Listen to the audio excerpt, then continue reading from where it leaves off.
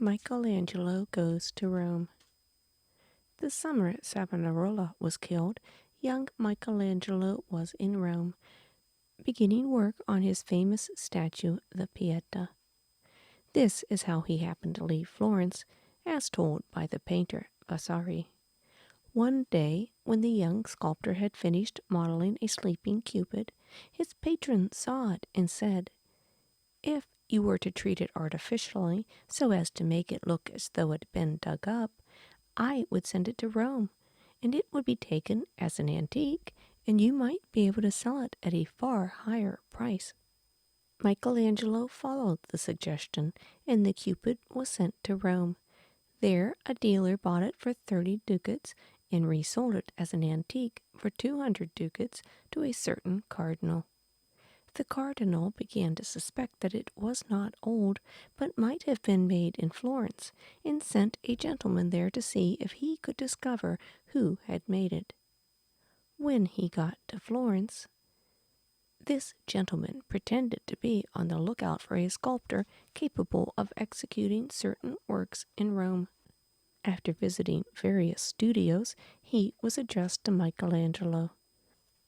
When he saw the young artist, he asked him to show some proof of his ability, whereupon Michelangelo took a pen and drew a hand with such grace that the gentleman was stupefied. Afterwards he asked if he had ever worked in marble, and Michelangelo said yes. And when he mentioned, among other things, a Cupid of such height and such an attitude, the man knew that he had found the right person. He promised Michelangelo, if he would come with him to Rome, to get the difference in price made up and to introduce him to his patron. Michelangelo went with him and lodged in his house near the palace of the cardinal.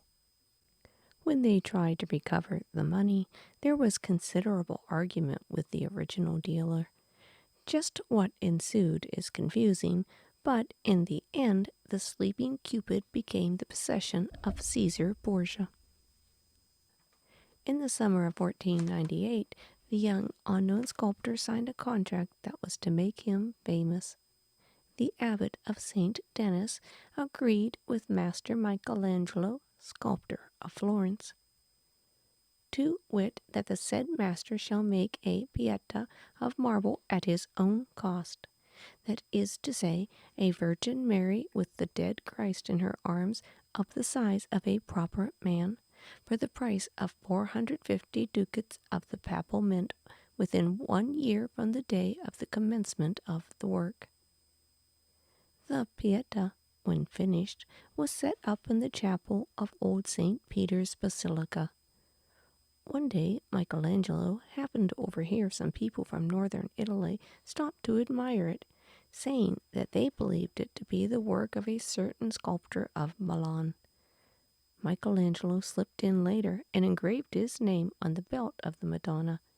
It is the only piece of work that he ever signed. In the fall of the year 1498, a couple of months after Michelangelo began work on his Pieta, Caesar Borgia, the owner of the sleeping Cupid, was sent by his father, Pope Alexander VI, with an important message for the King of France. It included an invitation to invade Italy.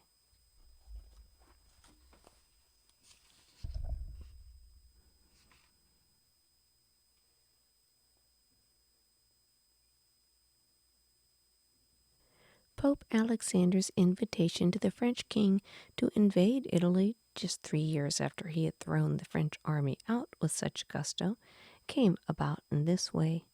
Upon his return to France, Charles VIII had brought workmen from Naples and began remodeling the old fortress of Amboise, adding Italian terraces and gardens. He did not live to enjoy them.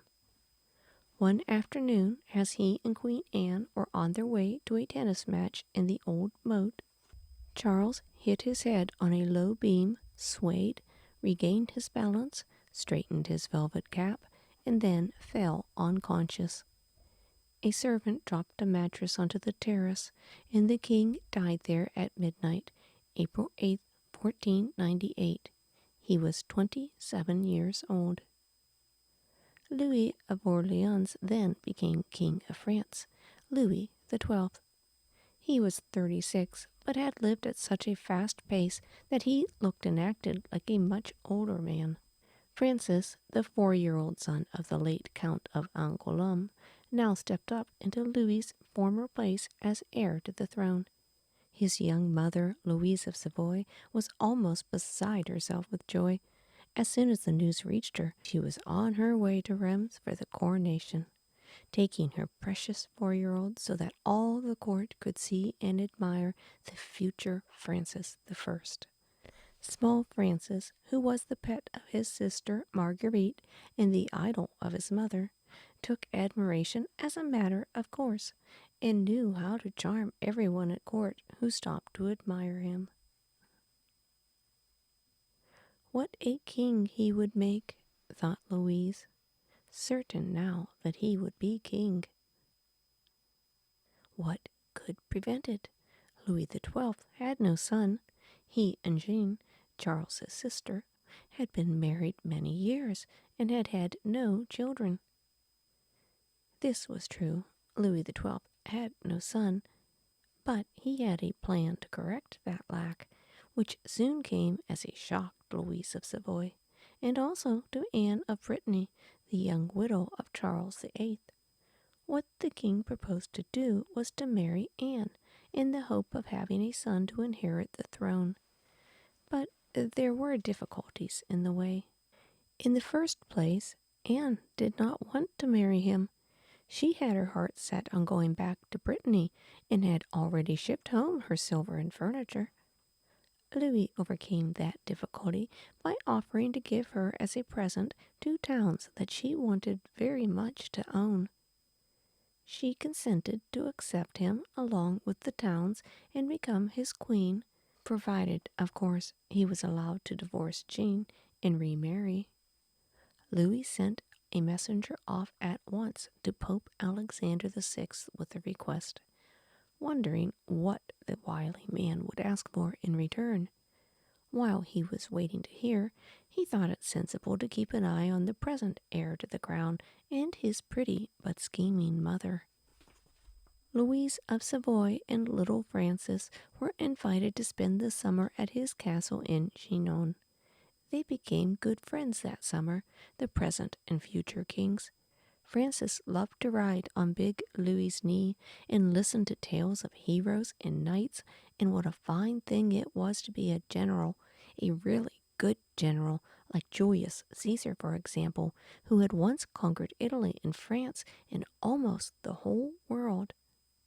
Summer passed, and with October, the ambassador from Rome arrived in Chinon with the answer from the Pope that Louis had been waiting for. To Francis, the envoy might have been Julius Caesar himself. He was so haughty and so handsome, all in silks and jewels and shining silver. Everyone from the court and church hurried out to meet him. Abbots and monks bowed almost to the ground because this soldier was the son of the Pope, a mighty prince whose name was Caesar Borgia.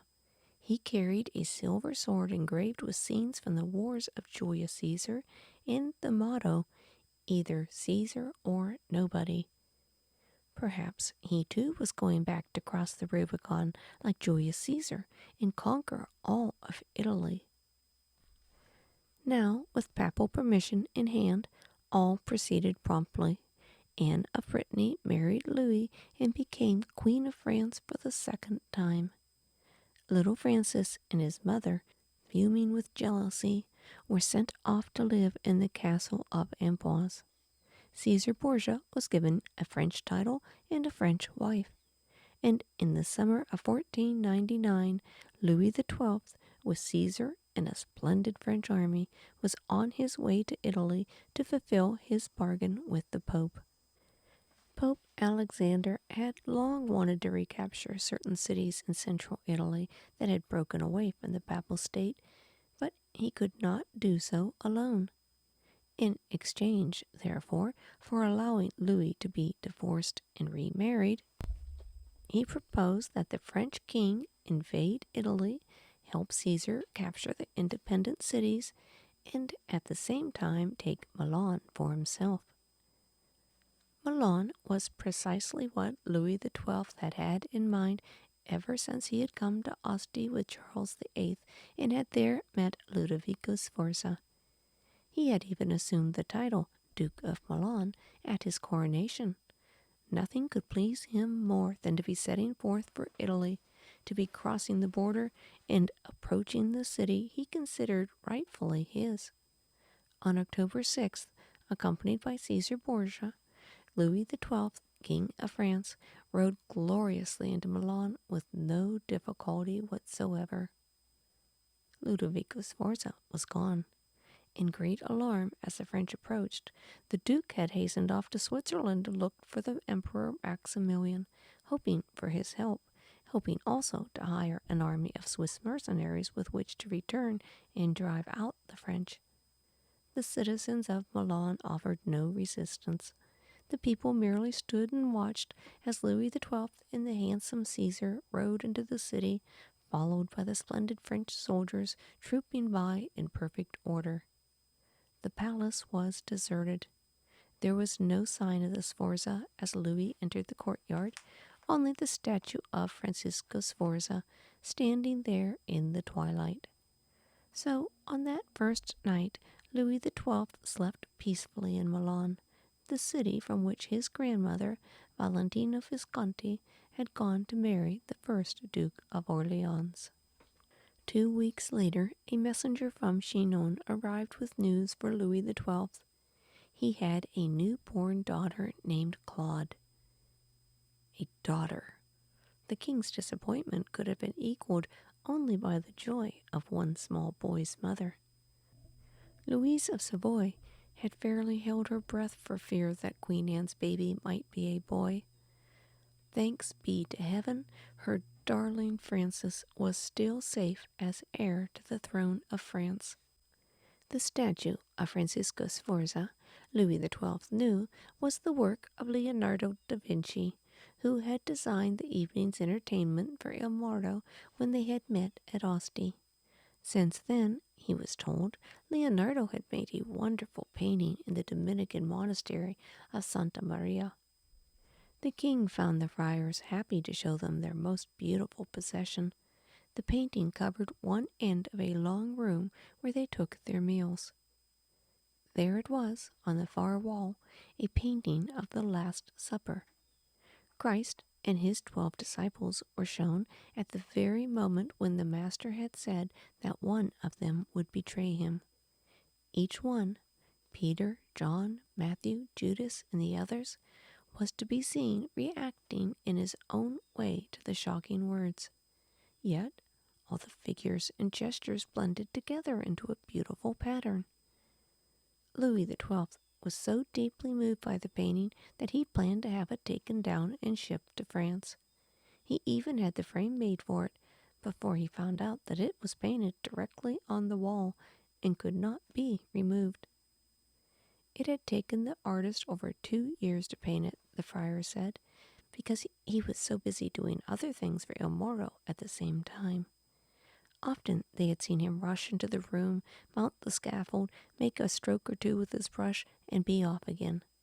Sometimes he would stand for half a day, looking at the painting without raising his brush, just thinking. Sometimes he would reach in his pocket, draw out a notebook, and write down something that occurred to him, or make a little sketch. He always seemed to be writing in this notebook, but his writing, what they happened to see of it, was impossible to read. He held his pen in his left hand and wrote from right to left, making his words appear as if reflected in a mirror. Those now famous notebooks of Leonardo da Vinci, when later deciphered, were to prove him to be the most versatile man of the Renaissance.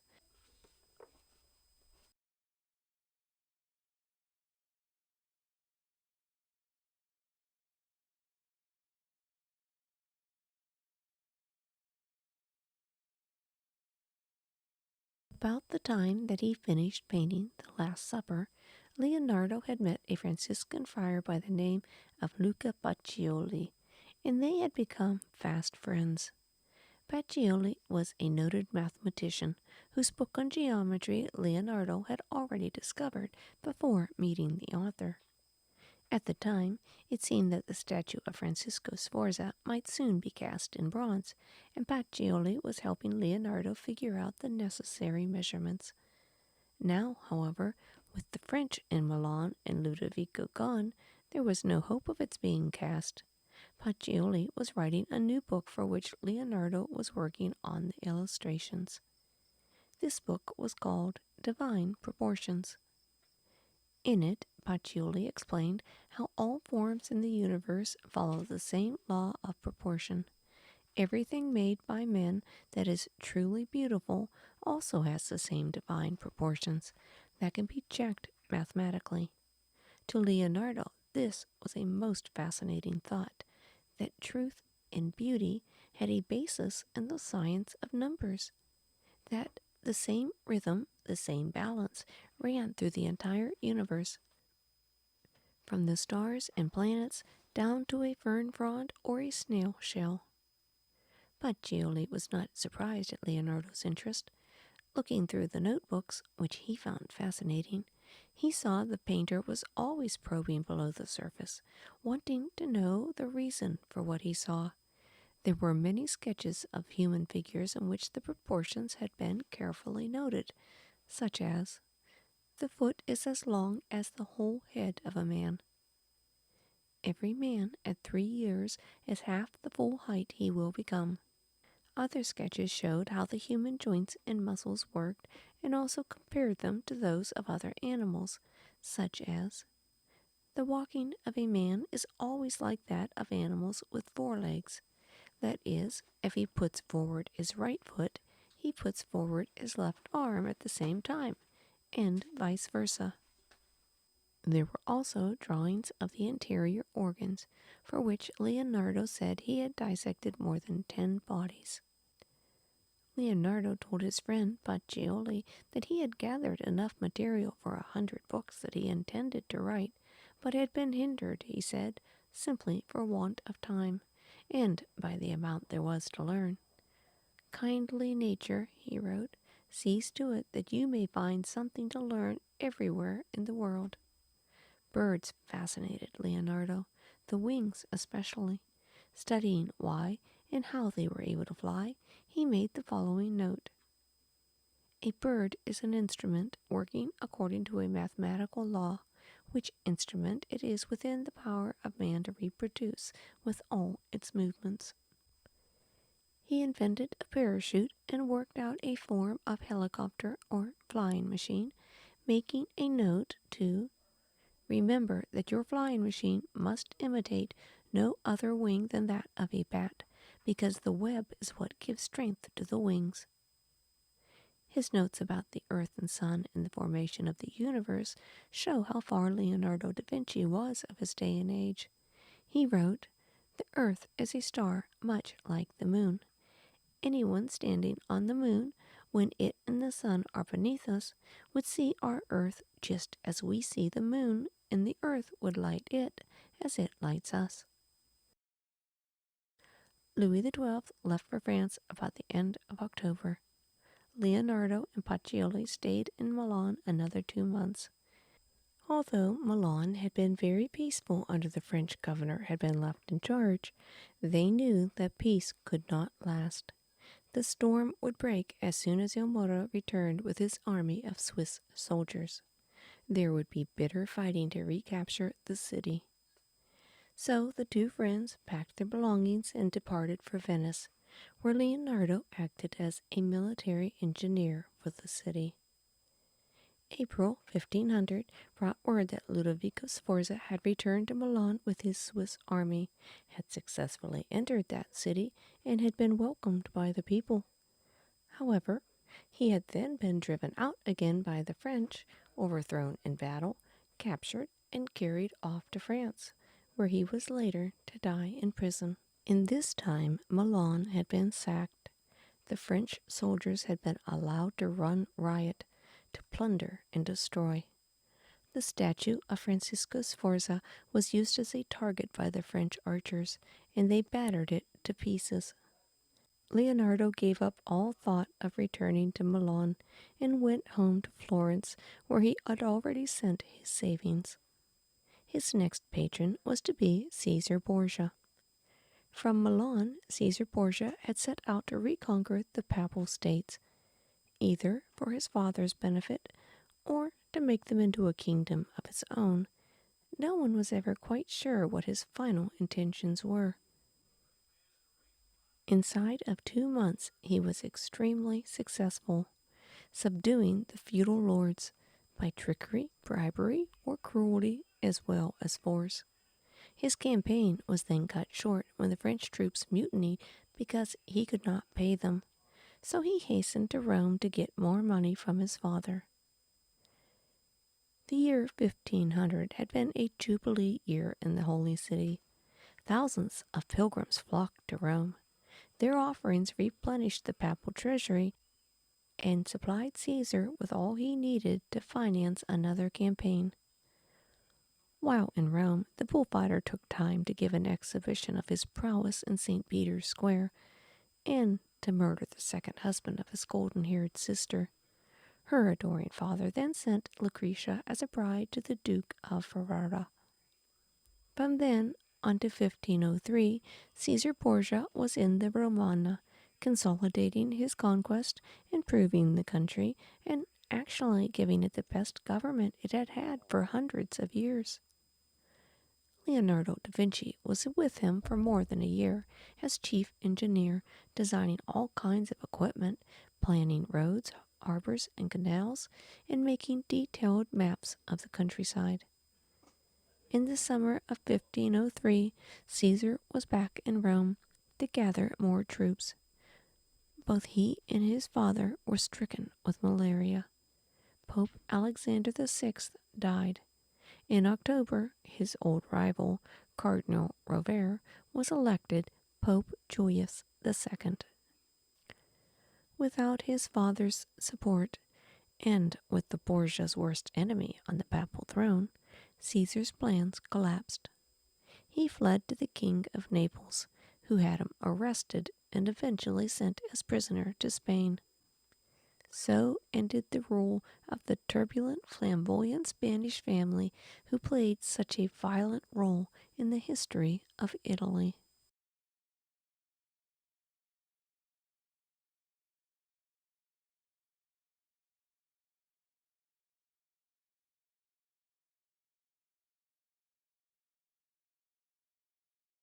One of the visitors to Rome in that Jubilee year was a young Polish student, Nicholas Copernicus.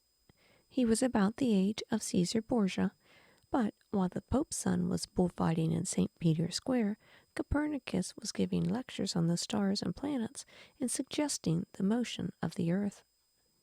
Nicholas had been studying astronomy, mathematics, and physics at the University of Bologna for the past 4 years. There, one of the teachers had criticized the system of Ptolemy, which put the earth in the center of the universe.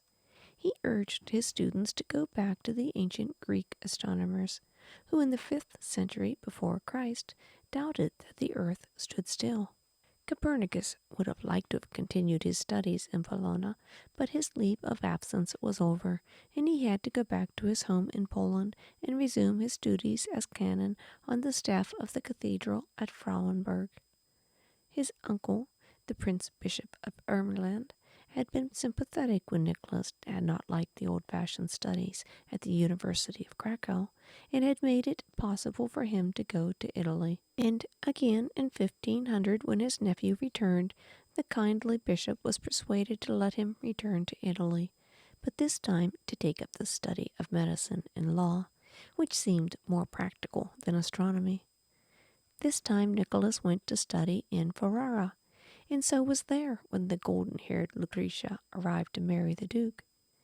2 years later, in 1503, Copernicus received his degree in law and returned to Poland to live as secretary and physician to his uncle, the bishop, in his castle in Heilsberg.